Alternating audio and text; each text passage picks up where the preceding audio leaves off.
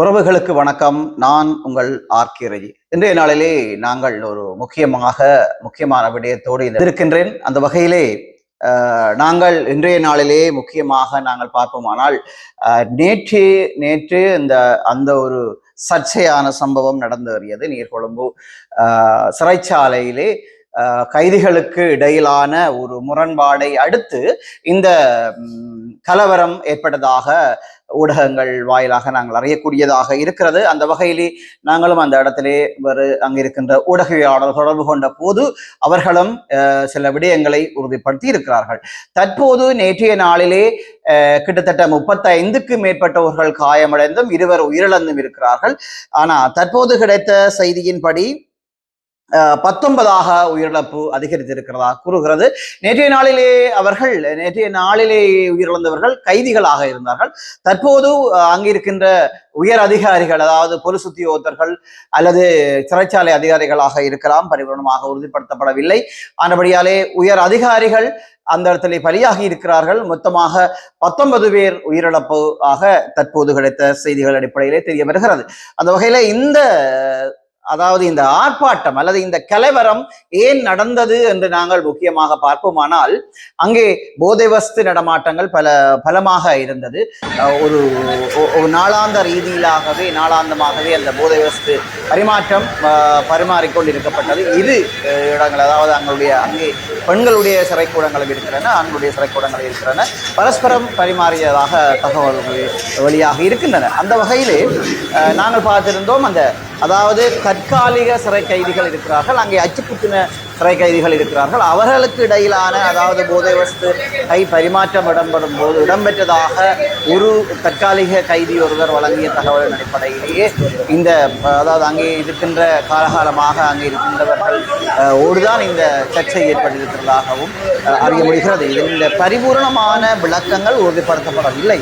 ஆனபடியாலும் தற்போது கிடைத்த செய்திகளின் அடிப்படையிலே நாங்கள் நிறைய காணொலிகளை இந்த இடத்திலே நாங்கள் காணக்கூடிய இருக்கிறது. நான் அந்த காணொலிகளை இந்த இடத்திலே மேலே போடுகிறேன், அதையும் பார்த்து தெரியக்கூடிய மாதிரி இருக்கும். அந்த வகையிலே பெண்கள் அவருடைய சிறைச்சாலை கூரையின் மேல் ஏறி ஒரு பெரிய ஒரு ஆர்ப்பாட்டத்தை மேற்கொண்டிருக்கிறார்கள். அல்லது அவர்கள் கூக்குரல் எடுக்கிறார்களா அல்லது என்ன கூறுகிறார்கள் என்பது எங்களுக்கு சரியாக தெரியாது. ஏனால் எங்களுக்கு அந்த அளவிற்கு சிங்களம் சாரளமாக தெரியாது. ஆனால் ஒரு ஊடகங்களிலே ஒரு வெளியிட்டிருக்கிறார்கள், அங்கே டெங்கு பரவுவதாக, முக்கியமாக குறிப்பிட்டால் அங்கு டெங்கு பெறுவதாக குறிப்பிட்டிருக்கிறார்கள். நிறைய பேர் டெங்கு காய்ச்சலுக்கு உட்படுத்தப்பட்டிருக்கிறார்களாம். ஆனால் அந்த இடத்திலே வைத்தியசாலைக்கு சென்றால் அங்கே 2 பெனடோல்கள் மட்டுமே அந்த மருத்துவர்களால் வழங்கப்படுகிறது என்றும் கூறியிருக்கிறார்கள். அந்த வார்த்தைகளைத்தான் அவர்கள் கூரையின் மேல் ஏறி இருந்து கூச்சல் எடுக்கிறார்கள் என்று ஒரு ஊடக செய்தி ஒன்றை வெளியிட்டிருந்தது. அந்த வகையிலே நாங்கள் முக்கியமாக பார்க்க வேண்டி இருக்கிறது என்னவென்று சொல்லி சொன்னால், இந்த இடத்திலே எங்களுடைய இந்த அரசாங்கத்தை கவிழ்ப்பதற்கான பல சூழ்ச்சிகள் இடம்பெற்று வருகிறது. உங்களுக்கு எல்லாருக்கும் தெரியும், இந்த நடப்பாண்டிலே ஆட்சி செய்து கொண்டிருக்கிற இந்த அரசாங்கத்தை கவிட்டு விடுவோம் என்ற ஒரு துணிப்பறவோடு நிறைய வேலை திட்டங்கள் நடந்து கொண்டிருக்கிறன. ஆனால் அந்த திட்டங்களிலே அல்லது அந்த திட்டங்களின் ஒரு சாயலாக இருக்குமா அல்லது அதன் ஒரு கட்டமாக இருக்குமா என்று தோன்றுகின்றன. அதை நான் நினைக்கிறேன், அதில் அரசியல் ஆய்வாளர்கள் இப்படியும் ஒரு கருத்துக்களை கொண்டிருக்கிறார்கள். இதை பாருங்கள், ஏன் நாங்கள் இதை கூறுகிறோம் என்று சொல்லி சொன்னால், ஒரு ஊடகத்திலே ஒரு செய்தி வெளியாக இருந்தது. அந்த செய்தி எப்படியாக இருந்தது தெரியுமா? அதாவது சிறைச்சாலைக்குள்ளே நடக்கின்ற ஒரு கலவரத்தை கூட கட்டுப்படுத்தாத இந்த அனுர அரசாங்கம் இந்த மக்களுக்கான சரியான ஒரு தீர்வையோ அல்லது இந்த ஒரு மக்களை ஒரு சரியான பாதையிலேயோ அல்லது ஒரு பொருளாதாரத்தை நல்ல விதமாக கட்டியெழுப்பவோ இந்த அரசாங்கத்தால் முடியாது. எப்படி முடியும் என்ற கேள்வியை ஒரு ஊடகம் செய்தியாக வெளியிட்டு இருக்கின்றது. அப்படி என்று நாங்கள் அந்த செய்தியை வைத்துக்கொண்டு நாங்கள் பார்ப்போமானால், ஒட்டுமொத்தமாக விளங்குகிறது, இந்த அரசாங்கத்தை கவுப்பதற்கான பல கட்ட வேலை திட்டங்களை பல பாகங்களிலும் பல அதாவது எப்படி சொல்றது, தொழில்நுட்ப ரீதியாகவும் செய்து வருகிறார்கள் என்றுதான் கூற வேண்டும். அங்க தொட்டு இங்க தொட்டு கடைசியா சிறைச்சாலைக்குள்ளேயும் ஒரு கலவரத்தை உண்டு பண்ணி இந்த அரசை கவிழ்க்கலாம் என்ற ஒரு நோக்கத்தை ஒரு ஒரு அவர்கள் ஒரு தீவிர செயற்பாட்டை செய்து வருகிறார்கள். ஆர் செய்கிறார்கள், எவர் செய்கிறார்கள் என்று மக்களாகிய உங்களுக்கு தெரியும்.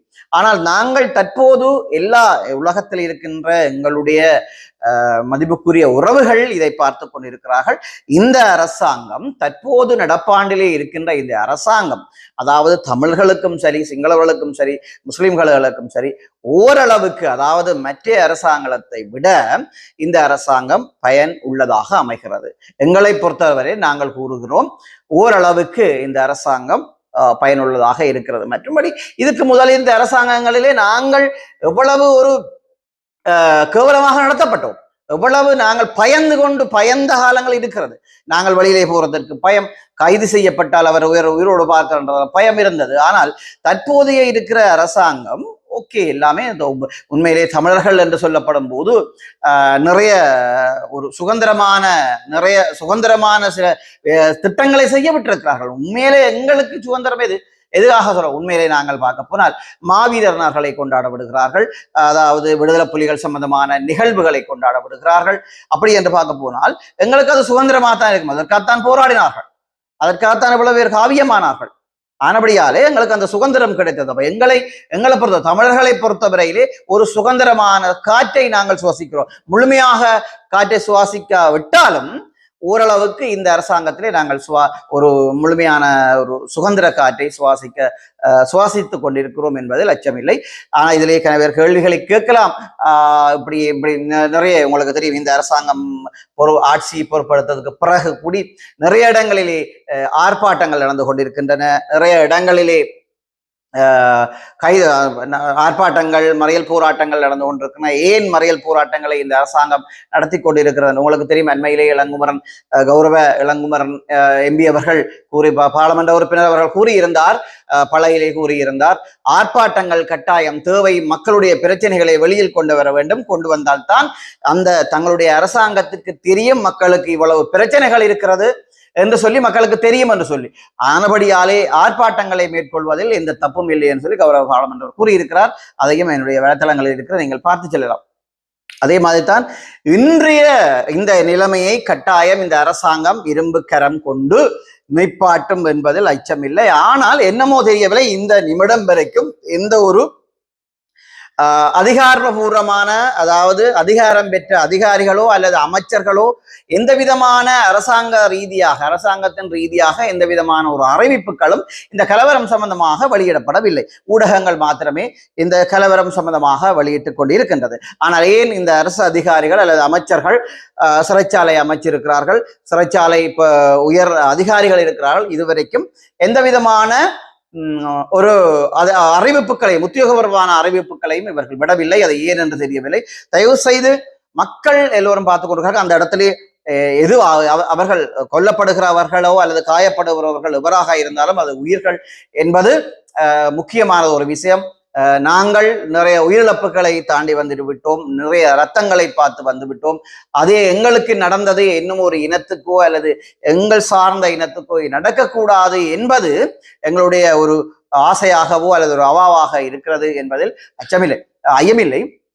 தயவு செய்து இதை உடனடியாக நிறுத்தி அவருடைய உண்மையான பிரச்சனைகளை கண்டறிந்து அவர்களுக்குரிய உண்மையிலேயே அங்கே என்ன நடந்தது என்றதை வெளிக்கொண்டு வர வேண்டிய கடமை இந்த அரசாங்கத்துக்கு இருக்கிறது என்பதை நாங்கள் இந்த இடத்திலே கூறிக்கொள்கிறோம். அதை விட முக்கியமாக தற்போது அந்த இடத்திலே பெண்கள் கூரைகளுக்கு மேலே ஏறி இருந்து ஆர்ப்பாட்டங்களை செய்கிறார்கள். ஆனால் அவர்கள் என்ன கூறுகிறார்கள் என்பது என்று சொன்னால், நாங்கள் ஒரு ஊடகங்கள் வாயிலே ஊடகங்களிலே நாங்கள் காணக்கூடியதாக இருந்தது. ஒரு ஊடகம் தமிழிலே பிரசுரித்திருந்தது, அதை நான் இந்த இடத்திலே தருகிறேன்.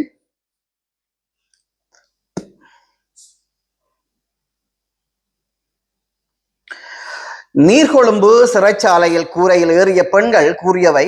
நீர்கொழும்பு சிறைச்சாலையில் இன்று இடம்பெற்ற கலவரம் நாட்டையே பரபரப்புக்குள்ளாகிய நிலையில் அங்கு பெண் கைதிகள் பலரும் ஆர்ப்பாட்டத்தில் குதித்துள்ளனர். சிறைச்சாலையில் கூரையில் ஏறியுள்ள பெண் கைதிகள் பலர் கூறியுள்ள தகவல்கள் பரபரப்பை ஏற்படுத்தியுள்ளது. அவர்கள் தெரிவித்துள்ளது, டெங்கு பரவி தற்போது சுமார் 40 பேருக்கு தொற்றியுள்ளது. மருந்து இல்லை சார், 2 பெனடோல் மாத்திரைகள் மாத்திரமே தருகிறார்கள். இதேவேளை நீர்கொழும்பு சிறைச்சாலை சம்பவத்தில் 2 பேர் கொல்லப்பட்டுள்ளதாக தெரிவிக்கப்படுகிறது. அப்ப அப்படி என்ற அந்த ஒரு கூற்றைத்தான் அவர்கள் அதை கூறியிருக்கிறார்கள். அப்ப பாருங்க, 40 பேருக்கு டெங்கு தொற்றி இருக்கிறதாகவும் மருத்துவ சாலைக்கு அந்த சிறைச்சாலைகளை உள்ளே இருக்கின்ற மருத்துவ அதாவது வைத்தியசாலைக்கு சென்றால் அவர்கள் 2 பனடோல்களே கொடுக்கிறார்கள் என்றதாக அந்த இடத்திலே அவர்கள் குற்றஞ்சாட்டி இருக்கிறதாக கூறப்படுகிறது. உண்மையிலேயே இவர்கள் கூறுவது உண்மைதானா? ஏன் அவர்களுக்கு அதாவது டெங்கு நோயால் பாதிக்கப்பட்டவர்களுக்கு என்னத்துக்கு 2 பனடோல்கள் கொடுக்கப்பட வேண்டும் என்பது விசாரணைக்கு உட்படுத்தப்பட விடயம். கட்டாயம் அது உண்மையாக இருந்தால் சம்பந்தப்பட்ட அதிகாரிகள் அதை விசாரணைக்கு உட்படுத்துவார்கள் என்பது ஐயமில்லை. இந்த அரசாங்கத்தை சேறு பூசும் முகமாக சில இதுக்கு முதல் இருந்த அரசியல்வாதிகள் முண்டியடித்துக் கொண்டிருக்கிறார்கள். நேற்றைய நாளிலே நாங்கள் தற்போதைய ஒரு கேபினெட் அமைச்சர் கூறுவதையும் நாங்கள் ஊடகங்கள் வாயிலாக காணக்கூடியதாக இருந்தது. அந்த வகையிலே கட்டாயம் இதுக்குரிய ஒரு முடிவை இந்த அரசாங்கம் எடுக்கும். வெகு விரைவிலே அந்த கலவரம் நிறுத்தப்படும் என்பதில் ஐயமில்லை. உங்களுக்கு தந்திருக்கின்றோம். இதை முழுமையாக பாருங்கள். உங்களுடைய ரஜிபிளாக் யூடியூப் சேனலுக்கு உங்களுடைய ஆதரவை வழங்க வேண்டும், இன்னும் மென்மேலும் வழங்க வேண்டும் என்பதை கேட்டுக்கொண்டு இன்னும் ஒரு காணொலியில் உங்களை சந்திக்கும் வரை உங்களது விடைபெறும் நான் உங்கள் RK ரஜி. நன்றி.